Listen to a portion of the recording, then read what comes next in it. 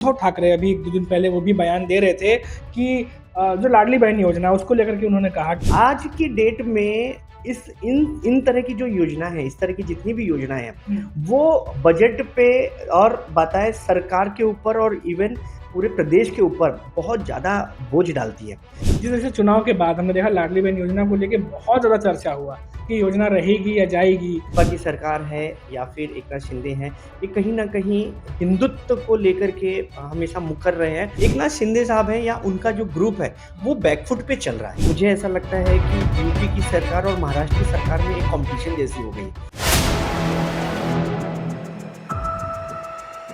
नमस्कार दोस्तों, मेरा नाम है मनीष कुमार सिंह और आप देख रहे हैं 4 पीएम महाराष्ट्र। आपका बहुत-बहुत स्वागत करता हूँ। दोस्तों, हमारे साथ खास मेहमान मौजूद हैं, वरिष्ठ पत्रकार हैं सुबोध मिश्रा। अब हमारे साथ पैनल में भी देखते हैं और आज खास बातचीत हम करने जा रहे हैं क्योंकि खबर ही कुछ ऐसी है। सुबोध जी, पहले तो आपका बहुत-बहुत शुक्रिया। नमस्कार। समय निकाल के हमारे साथ आप आज जुड़े। दोस्तों, महाराष्ट्र की सियासत पे आज हम बात करने जा रहे हैं क्योंकि विधानसभा का बजट सत्र चल रहा था और बजट को लेकर के काफ़ी ज़्यादा चर्चाएँ चल रही हैं। और इस बार का बजट इसलिए भी अलग है और अहम है क्योंकि यही महायुति की सरकार 2022 में भी थी और यही महायुति की सरकार 2025 में भी जो है वो बजट पेश कर रही है। लेकिन इस बार एकनाथ शिंदे जो डिप्टी सीएम हैं, खबरें ये आ रही हैं कि कहीं न कहीं दरकिनार कर दिए गए हैं और अजित पवार के बजट में भी उनकी जो योजनाएँ चल रही थी, उस पर चर्चा तक नहीं की गई है, ना ही वो मेंशन बताया जा रहा है बजट में। यानी उनकी जो परियोजनाएँ थी, उनको कहीं न कहीं साइडलाइन किया जा रहा है। क्यों? क्या इसकी वजह ये हो सकती है कि प्रभाव कम करने की कोशिश है? तो क्या कुछ है वो सुबह जी सबसे पहले आपसे शुरुआत करते हैं। दर्शक लगातार देख रहे हैं कि महाराष्ट्र की सियासत में इन दिनों खास तौर पे देखें तो देवेंद्र फडणवीस हैं, वो भी बहुत सारे ऐसे फैसले उन्होंने लिए जिसको देख के कहा गया कि क्या ये एकनाथ शिंदे के फैसले को पलट रहे हैं? किस तरीके से आप देखते हैं इस समय की सियासत को? देखिए, इस समय की सियासत की बात करें अगर जी। महाराष्ट्र की है, तो ये जब सरकार बनी थी और अगर बात करें कि देवेंद्र फडणवीस जब मुख्यमंत्री थे, तो पक्की बात है कि अ, जो हमारे डिप्टी सीएम अभी एकनाथ शिंदे हैं और अजित पवार जो डिप्टी सीएम हैं, इनके बीच की भी तनातनी समझ में आ रही थी और कहीं न कहीं जो सीएम और जो डीसीएम हैं, इनके बीच में भी आ रहा था। लेकिन अब क्या है कि ये जो चीज़ें हैं बाहर आने लगी। आपको मैं एक चीज़ बताऊँ कि पिछले जो सरकार में जब लगभग इलेक्शन की घोषणा होने वाली थी, उसके पहले एक बड़ी अजीब घटना हुई थी। आपको याद दिला दूँ कि एक कैबिनेट चल रही थी, जहाँ पर अजीत पवार किसी काम से बाहर जाते हैं और हार्डली आधा घंटा, पौन घंटे के लिए बाहर जाते हैं और उनकी अनुपस्थिति में ना जाने कितनी योजनाएँ जो है वो पास करा दी जाती हैं, जबकि इसको लेकर के जो अजीत पवार हैं, उन्होंने बोला था कि इतना फंड है नहीं, उसके बावजूद हुआ था, जिसको लेके वो काफ़ी नाराज़ थे। वही अब आप देख सकते हैं कि जिस चीज़ के लिए अजीत पवार साहब इस चीज़ के लिए माने भी जाते हैं कि वो बेफिज़ूल का खर्ची को थोड़ा-सा रोकते हैं। लेकिन जिस तरह से पूरी तरह से जो एकनाथ शिंदे जी की जो योजनाएँ जो पिछली चलाई गई थी, जिनको लेकर के आप एक योजना जानते होंगे जो कि आनंद सीधा करके थी, जो जो उनकी खुद की मानी हुई थी कि जो गरीबों को किस तरह से फेस्टिवल में ये गेहूँ चावल वगैरह दिया जाए, वो है या लाडली बहना की तरह लाडला भाई करके एक चलाई थी। इस तरह की करीब 4 से 5 बड़ी जो इनकी योजनाएँ थी, उन योजनाओं का नाम तक नहीं लिया गया। बजट में उनको कहीं पर भी तवज्जो नहीं मिला। इसी चीज़ को लेकर के ही विपक्ष अभी थोड़ा-सा थोड़ा-सा एग्रेसिव है और उसका कहना है कि कहीं न कहीं जो ये सरकार है, इस सरकार में कहीं न कहीं कुछ तो अनबन है।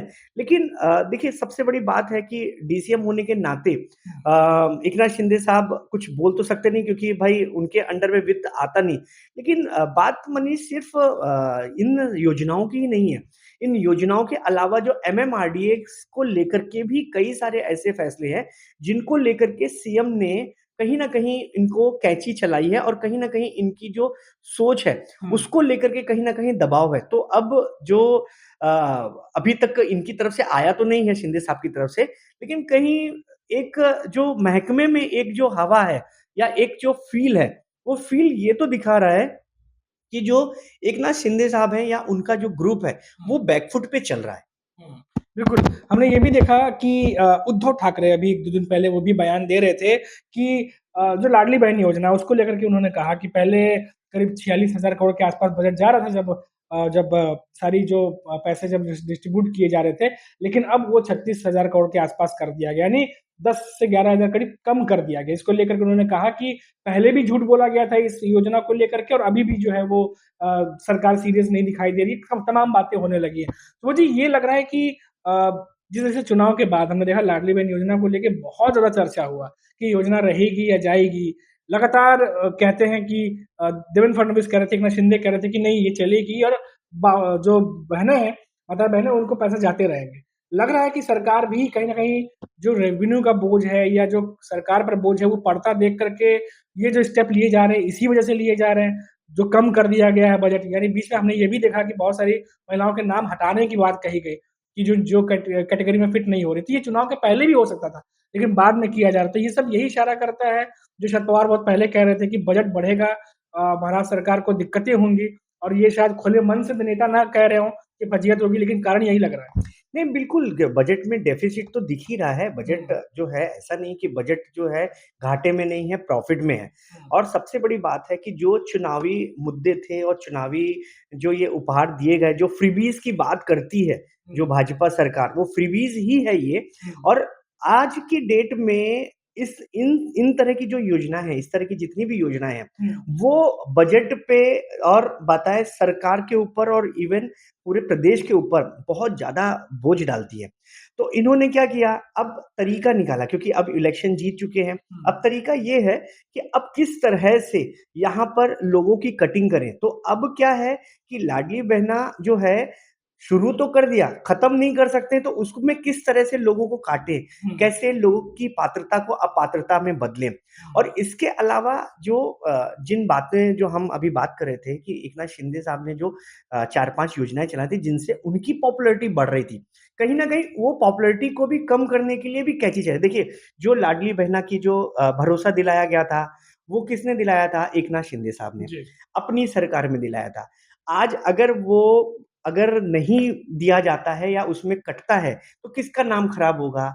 शिंदे साहब का होगा क्योंकि भाई सीधी-सी बात है, जो लाया है उसका है। तो कहीं न कहीं जो बजट उस टाइम बढ़ाया था हुँ, चुनाव जीतने के बहाने, हुँ, अब उस बजट को कम करने के लिए ये सारी चीज़ें हो रही है।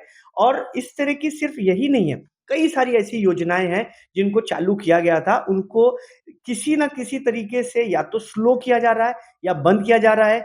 जिन चीज़ों को ये मान के चला जा रहा था कि नहीं, जो लाडली बहना को लेकर के जो महिलाएँ थीं, हुँ, वो ये मान के चले थे कि 1500 को 2100 किया जाएगा। लेकिन यहाँ 2100 नहीं किया जा रहा है, यहाँ पे बहुत सारे लोगों को अपात्र किया जा रहा है। उनको यही बोला जा रहा है कि जितनी सरकारी योजनाएँ हैं, उनमें से कोई भी आपकी योजना अगर है, तो आप उसके लिए नहीं है। तो कहीं न कहीं लाडली बहनाओं के लिए तो ये तकलीफ़देह है। इवन जो कद्दावर जो ये नेता हैं, जो सीएम, डीसीएम हैं, इनके बीच में भी कहीं न कहीं इस चीज़ को लेके तकरार है। जी, बिल्कुल। बिल्कुल और वो दिखाई भी दे रही है जो खबरें आ रही हैं उसके हिसाब से भले ही बजट सत्र से पहले प्रेस कॉन्फ्रेंस करके तीनों नेता ये कहें कि हमारे बीच में सब कुछ ठीक है, पर वो ज़ुबान में ही दिखाई देता है कि सब कुछ ठीक है, लेकिन जब बात एक्शन की आती है या बात खबरों की आती है, तो जो कुछ भी घट रहा है उसको देख कर के तो ये लग रहा है कि एकनाथ शिंदे के लिए जो है मौजूदा स्थिति जो है बिल्कुल भी फ़ेवरेबल नहीं है। सुबोध जी आखिरी सवाल आपसे हम जानना चाहेंगे कि जिस तरीके से हमने देखा कि महाराष्ट्र की सियासत इन दिनों लगातार अलग-अलग तरीके से गुज़र रही है।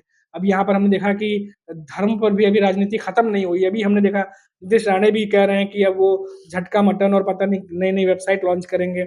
आज हमने देखा कि देवेंद्र फडणवीस कह रहे हैं कि लाउड स्पीकर के नियमों पर पालन अगर नहीं हुआ, तो अब कड़ी कार्रवाई होगी और परमानेंट बैन भी किया जा सकता है।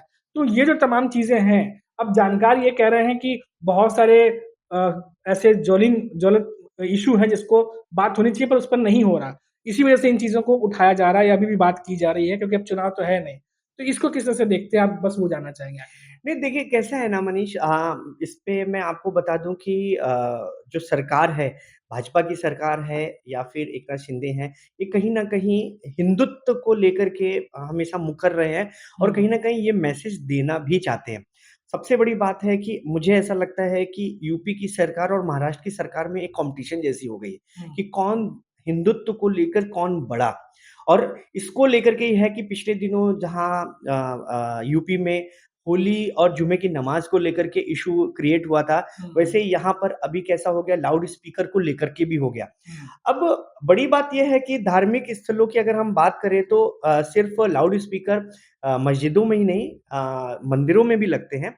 लेकिन जो 55 डेसिबल की बात की गई है, हुँ, अब वो 55 डेसिबल से ऊपर होता है, उसको किस तरह से नापते हैं, उसके किस तरह से करते हैं, ये देखने वाली बात होगी। लेकिन सबसे बड़ी बात है कि एक मैसेज तो कन्वे कर दिया गया है, लोगों के बीच में ये मैसेज कर दिया गया कि एक विशेष समुदाय है, उसको इस तरह से खुलेआम जो है धार्मिक जो अपनी जो वो प्रोसेस रहती है, हुँ, जो रिलीजियस उसको वो लाउड स्पीकर के थ्रू ना करें, अगर करें तो वो बहुत ही स्लो करें।